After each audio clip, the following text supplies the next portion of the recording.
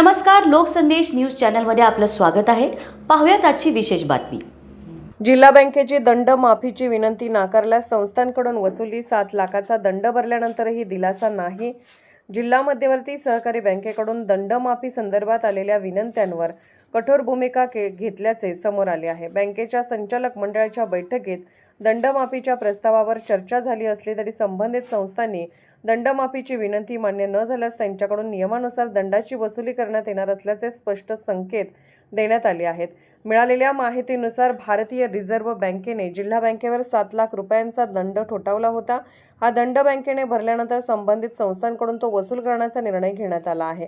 त्यामुळे दंड माफ होईल अशी अपेक्षा व्यक्त करणाऱ्या अनेक संस्थांना मोठा धक्का बसला आहे। दंडमाफीची मागणी करणाऱ्या संस्थांचे म्हणणे आहे की संबंधित त्रुटी जाणून बुजून झालेल्या नसून त्या प्रशासकीय स्वरूपाच्या आहेत, त्यामुळे दंड माफ करावा किंवा त्यामध्ये सवलत द्यावी। मात्र बँक प्रशासनाने नियमानुसार निर्णय घेण्याची भूमिका कायम ठेवली असून दंडमाफीबाबत कोणताही सकारात्मक निर्णय न झाल्यास संबंधित संस्थांकडून दंडाची रक्कम वसूल केली जाणार आहे। या निर्णयामुळे जिल्ह्यातील विविध विकास सेवा संस्था, सहकारी संस्था आणि बँकेशी संलग्न घटकांमध्ये नाराजीचे वातावरण निर्माण झाले आहे। दंडमाफीचा विषय आता सहकार क्षेत्रात चर्चेचा विषय ठरला असून यावर पुढील बैठकीत किंवा सर्वसाधारण सभेत काय निर्णय होतो याकडे सर्वांचे लक्ष लागले आहे। लोकसंदेश न्यूज प्रतिनिधी अभिजित शिंदे यांचा रिपोर्ट।